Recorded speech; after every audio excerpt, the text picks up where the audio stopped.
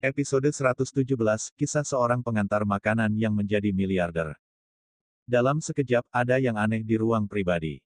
Apakah orang ini seperti William? Lucu. Mata semua orang membelalak menatap layar ponsel tidak melepaskan detail apapun. Sial saya. Semakin saya melihatnya, semakin takut teman-teman lama ini, sungguh mengerikan. Apalagi pakaiannya pun sama persis dengan hari ini. Suasananya sangat sepi. Semua orang mendongak dan menatap William, tetapi William masih dengan tenang bermain-main dengan ponselnya. Ya, dia sedang mengobrol dengan Suking dan mengatur urusan perusahaan. Pada saat ini, William melihat bahwa semua orang menatapnya seperti hantu, rambut di tubuhnya berdiri, dan kepalanya tercengang. Apa pendapatmu tentang aku seperti itu? William menerima telepon, sedikit bingung. Li Yao adalah orang pertama yang tidak bisa menahan diri, dan bertanya dengan susah payah, William, apakah perusahaan Anda membeli 100 sepeda motor BMW? William tercengang sejenak, lalu berpikir sejenak dan berkata, 100 BMW. Sangat banyak. Apakah mahal? Saya hanya mengganti alat transportasi untuk karyawan perusahaan. Ganti alat transportasi. Pada saat ini, semua orang menarik napas. Apakah ada perubahan seperti itu? Itu 100 sepeda motor BMW. Wajah Zhao Zeng sedikit berubah, alisnya berkerut, dan suasana hatinya tiba-tiba menjadi buruk. Dia tersenyum dan berkata, William, jangan membual tentang itu. Itu 100 mobil. Kamu membelinya. William melirik. Setelah beberapa saat, mata semua orang membelalak ingin tahu seperti apa mulut William. William berpura-pura sedang bermeditasi dan menyentuh dagunya, berkata, ya, saya membelinya, tidak mahal, hanya 30 juta yuan. Zhao Zeng menghela nafas lega, matanya penuh dengan keterkejutan, dan dia bertanya dengan tidak percaya, 30 juta tidak mahal. Kamu terlalu berpura-pura. Apakah itu mahal? Harganya hanya 100, semuanya adalah pediatri bagiku. William mengangkat bahu, terlihat acuh tak acuh. Sial, William, kamu. Untuk sesaat, semua orang terdiam dan tidak tahu harus berkata apa. Ini tidak berpura-pura dipaksakan. Ini terlalu mengagetkan. Tadi, mereka semua mengejek William satu persatu. Sekarang, dengan perubahan gaya seperti itu, mereka tidak bisa menerimanya, dan mereka tidak mau menerimanya. Dick William, benar-benar bisa membalikkan badan. Suasananya cukup tidak nyaman. Mereka memuji Zhao Zeng sepanjang jalan hari ini, dan kemudian terus berlutut dan menjilati dia, hanya untuk lebih merawat mereka di masa depan.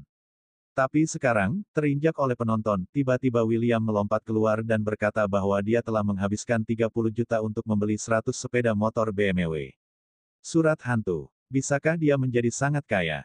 William menyentuh hidungnya dan tersenyum dengan tenang, jangan lihat saya seperti itu. Perusahaan sedang berkembang. Saya baru saja menginvestasikan 30 juta lagi. Saya membeli pencarian panas itu. Semua orang diam lagi. Anda benar-benar kecanduan, bukan? Zhao Zeng memutar sudut matanya dan tersenyum dingin, William, aku bilang kamu terlalu sok, itu tidak marginal.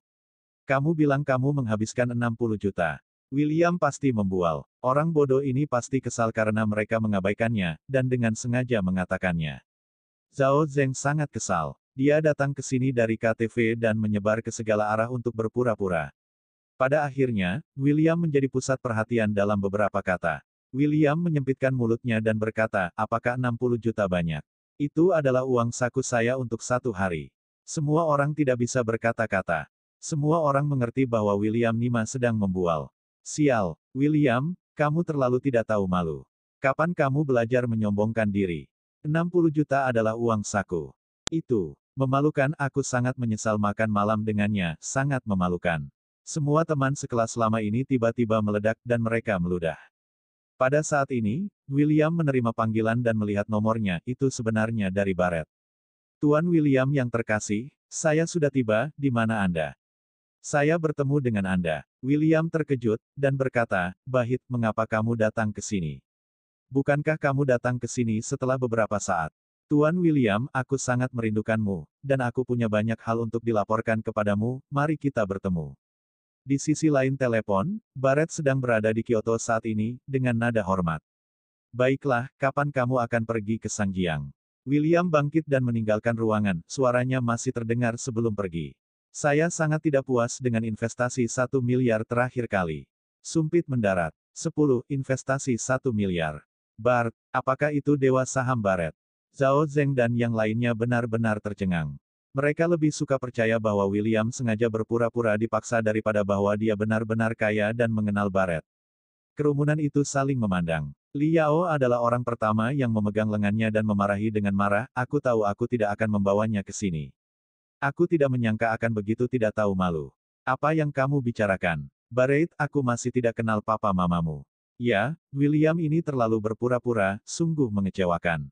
Beberapa orang mulai mengutuk mengurangi keterkejutan di hati mereka. Wajah Zhao Zeng sangat buruk, ekspresinya kaku, dan dia tertawa beberapa kali.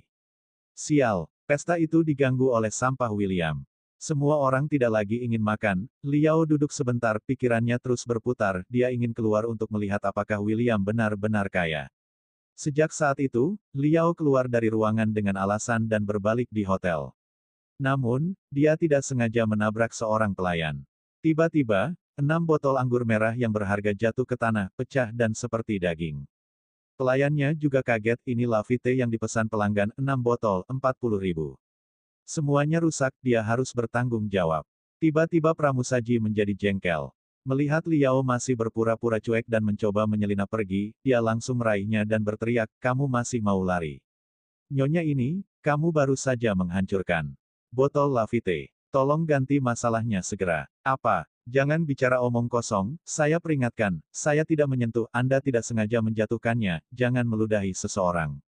Liao menggeleng putus asa. Saya sangat cemas, saya ingin segera melarikan diri. Dia juga tahu bahwa saat ini, dia tidak boleh bersalah atas nurani, dia harus berpura-pura menjadi kuat. Karena itu, dia menunjuk langsung ke hidung orang lain dan berteriak. Pelayan itu tidak mau kalah, dan keduanya menjadi marah. Segera, sekelompok penonton berkumpul di sekitar sini, menunjuk dan menunjuk. Kamu tidak menabraknya. Oke, ayo, mari kita awasi pengawasan bersama. Kata pelayan itu dengan keras. Pada saat ini, Liao benar-benar panik, dan segera mengakui kesalahannya dan meminta maaf, saya tidak bermaksud demikian, saya tidak berhati-hati. Sekarang Liao, yang terlihat seperti buah pir dengan hujan, sangat menyesal. Bukankah itu sengaja? Mengapa kamu tidak mengakuinya sekarang? Sekarang karena itu tidak sengaja, saya pikir kamu melakukannya dengan sengaja. Pelayan itu hampir marah. Dia belum pernah melihat orang seperti itu sebelumnya, dan dia berkata dengan dingin, jangan bicara omong kosong, dan cepat bayar. Betul, wanita ini sangat pelit, dia tidak mengakuinya sekarang. Hehe, dia terlihat bagus, dan dia berbohong. Wanita seperti ini benar-benar memalukan. Sekelompok orang menunjuk Liao, mata mereka penuh dengan penghinaan dan penghinaan. Liao menangis dengan cemas sekarang, terutama setelah dituduh oleh begitu banyak orang, dia semakin kehilangan kendali di dalam hatinya, berteriak, saya tidak bisa bayar, jangan menuduh aku. Liao sangat ketakutan, dia merasa lebih bingung. Namun, tudingan seputar tidak berhenti sama sekali. Bahkan jika mereka melakukan sesuatu yang salah, mereka tidak akan terlalu mengkritik diri mereka sendiri. Apakah tidak cukup untuk mengakui kesalahan Anda dan kehilangan uang? Harus berlutut dan meminta maaf kepada mereka. Oke, Nyonya, tolong buka mata Anda dan perhatikan baik-baik. 6 botol ini adalah Lafite, dan 1 botol adalah 7.000, dengan total 42.000. Nyonya, apakah Anda ingin membayar dengan kartu atau tunai? Apa? 4. Waner, mustahil. Kamu memerasku. Liao tercengang, air mata mengalir seperti kabel yang putus. 42.000, dari mana dia mendapatkan begitu banyak uang? Begitu, kami di sini di Arc de Triomphe Hotel dan akan menipu Anda. Kamu tidak tahu malu, tapi kami masih ingin membuka pintu untuk bisnis. Kata pelayan dengan tajam, dengan sikap yang sangat dingin. Liao sangat ketakutan sampai kakinya gemetar, matanya terus menatap ke tanah. Dia tidak punya uang, apalagi 42.000, bahkan tidak bisa mendapatkan 2.000. Aku tidak punya uang itu, bisakah kamu memberiku beberapa hari? Tanya Liao sambil menangis. Tidak, kata pelayan itu dengan acuh tak acuh. Aku hanya mengawasi polisi. Lihatlah dia, uang dihabiskan untuk wajahnya. Ya, panggil polisi. Para penonton akan berkata dengan tenang. Bagaimanapun, ini semua tentang menonton kegembiraan, dan itu melihat keindahan, sangat menarik. Liao tiba-tiba diam, air mata keluar, dan berteriak, tidak, jangan panggil polisi.